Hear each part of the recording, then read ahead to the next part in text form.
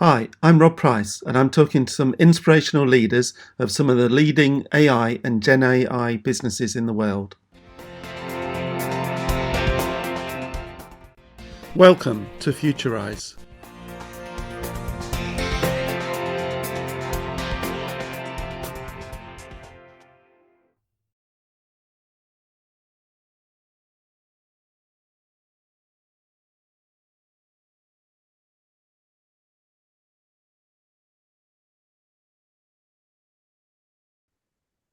I'm Rosmarie. I'm the founder and CEO of Chemistree. Chemistree is a matching company. So when people have chemistry, we think that things can grow and get better and bear fruit, like in a tree. And what we do is match people in real life so that new things can happen. And Rosmarie, I'm intrigued in terms of somebody listening might immediately be thinking that it's almost like a dating agency, but but but I guess it is in a sense, but in a business context. Yes, only in a business context. We have often been asked whether we could do romantic matches as well. Well, we could with our technology, of course, but I think we would have a hard time explaining that we do both. So we only do matches in a professional context for like mentoring programs, for events, job matches, sparring programs, whatever you can think of in the professional context where you want the right people to meet each other, we can match it. And it sounds from the conversations we've had before I mean, there's a lot of people in the market who use AI for lead generation, but that's not what you do. You're around how do you find the most effective conversation, mentoring or business kind of conversation between businesses or between individuals and businesses. That's right. Yeah, we do it preference based. So we ask people what they really want from the other person or from the job, and then we create matches that meet the preferences of both. Which must, by definition, involve lots of data, lots of personal data, lots of information, and lots of learning, machine learning algorithms in the way in which you connect them. So, I mean, we'll come to the ethical aspects of that later on, but could you just explain a bit more about how it operates? It's wherever it's a decision about people, about what the right person is for someone, it's an algorithmic decision making. So what we do is to break down a complex situation, like who is the right mentor for me, into small decisions that everybody can take, like where should they be placed, or what background should they have, or where do I need help. Gather all that data and then do a simultaneous optimization across all the possibilities, which are millions, of course, and then find the right matches. What we don't do is machine learning when it comes to decisions about people, because we haven't found a way, and I have never seen any solution who's found a way to not reproduce mainstream all the time when they use machine learning for that. So where we use machine learning or AI aspects is when we create profiles and use, for example, natural language processing or large language models for certain aspects, but not for the decision.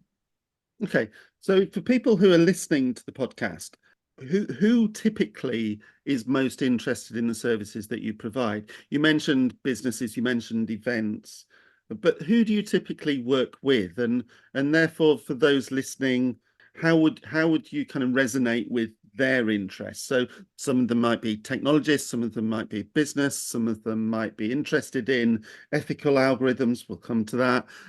But how would you describe your business for those that are listening? Mhm. We work for people who have the need to raise potentials, to bring people together, like companies like BMW or Deutsche Bahn.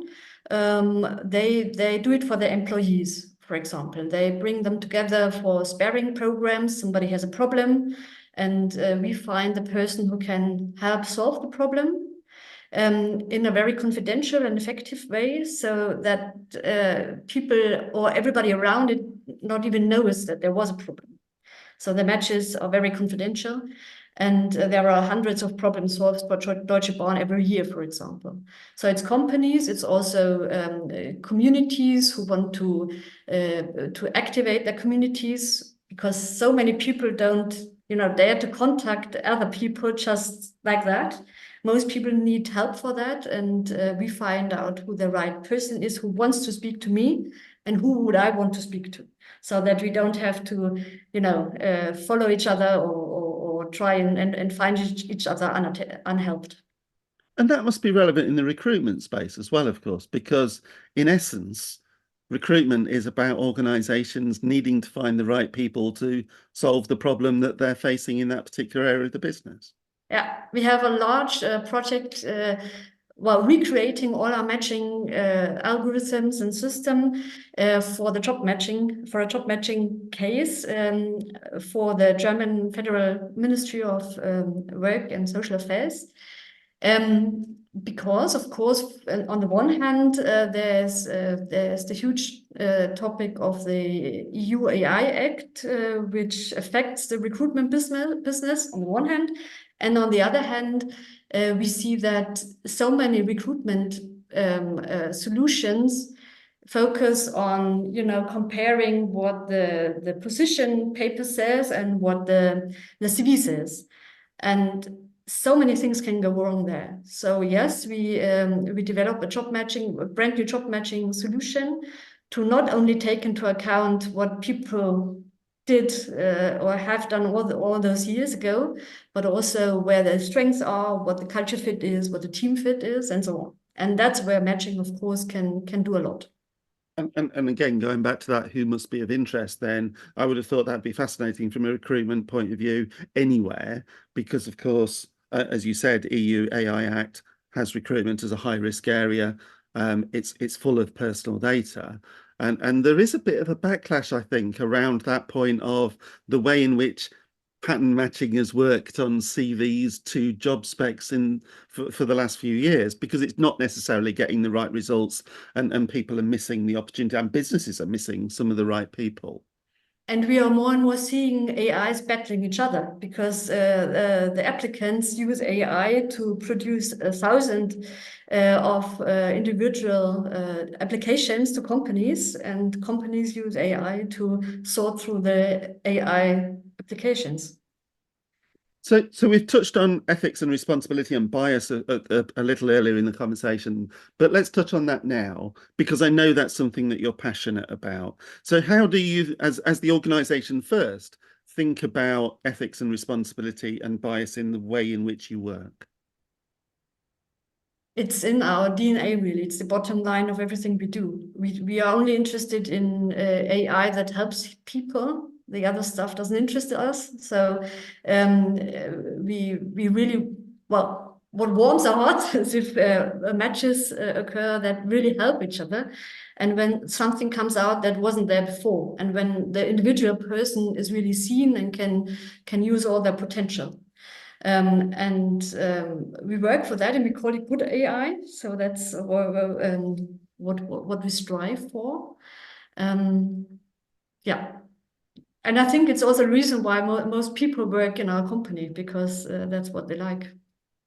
And I think it's obviously also a passion for you, because you're involved in a number of initiatives outside of the company as well, aren't you, in that space?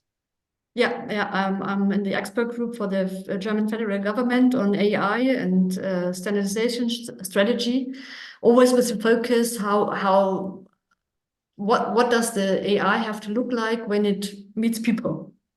So how can we put the human in command? How can we be transparent? How can we control whether the AI is still fair or not? What is fairness in the context? Very small topic. On one of the previous conversations I had on the podcast, so I think there was a statistic shared that was 2.9% of German population are positive about the impact that AI could have, which is a very small figure. Is that reflective of that kind of broad concern, especially within the country? Because I imagine if we asked that question in the US, for example, it would be quite different. I see both sides in Germany. Some people say we have got focus groups for with recruiters and with applicants at the moment for the development of our new platform. And we hear many recruiters saying, I want to use as much as AI as possible because it helps me be more effective. But I don't want the applicants to know it.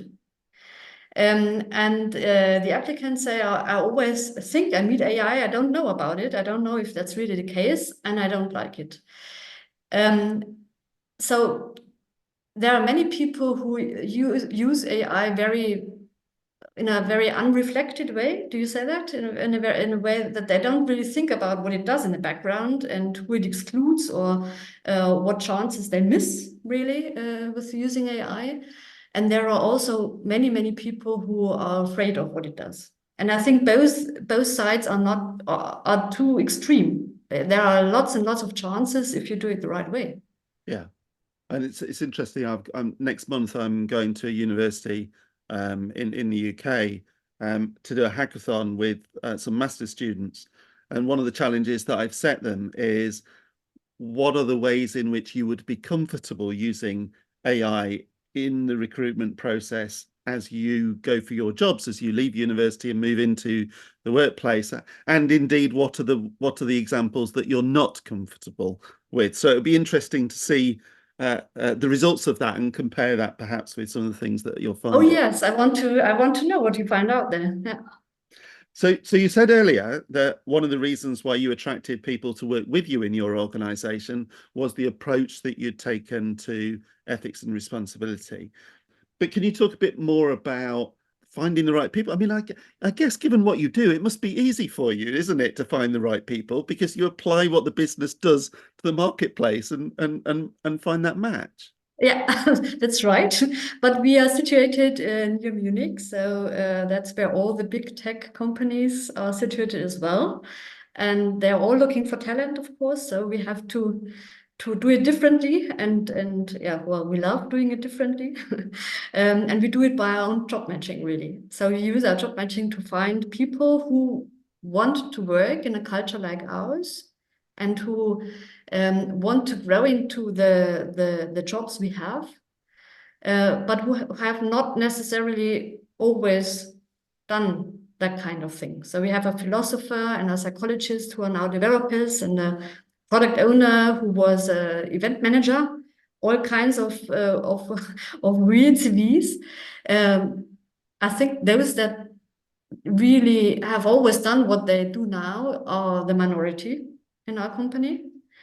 And I think it's great because I love working with people who have a lot to tell and who know a lot of different words because that's what we do, bringing different words together and you know finding the magic between these words. And I think you can do that better if you know a bit of the world yourself. I completely agree, and I think one of the things I always used to talk about as a technologist was how technologists felt about things like ethics and responsibility. And I apologize to every technologist listening, but broadly, people thought about it less. They were focused around the innovation and what could be done with that technology. And therefore, one of the things that we commonly talk about is the importance and the necessity almost of having different perspectives in those teams, multidisciplinary teams that are bringing all of those perspectives to bear in the context of delivery of those solutions. So fantastic to hear that that's the approach that you've taken. But it seems still to be very wild for some people. I always hear when I talk about how we do it, well, how can you do that, and how can you train people on the job and so on, and I feel that it's really wild for me. And that's for me that's I don't really get it. I mean, how can anybody in this kind of situation think that they only get people who are fully trained and and that those are the best in terms of, innovation and really caring for what they do. I don't know. Is one of the benefits of the current environment with the burst around generative AI the fact that there are few experts in generative AI.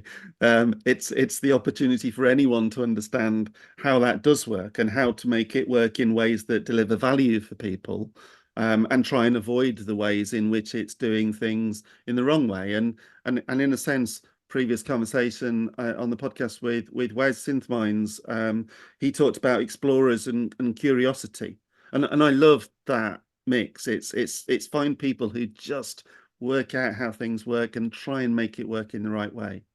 Yeah, completely agree. So let's move on to the last area, which is ambition, really. So tell me about, and in the context of your organization and things that you hope to grow into, what is your ambition? Is it to spread globally, or to kind of do more of the right thing, and that message, and some of the messages throughout the conversation have been so strong about the way in which you operate. Spreading globally would be a side effect. That's not what our goal is. I think I would like to achieve three things. The first is that decision makers in our area, like in the HR context, care more about how AI systems really work, that they can see the distinction between systems that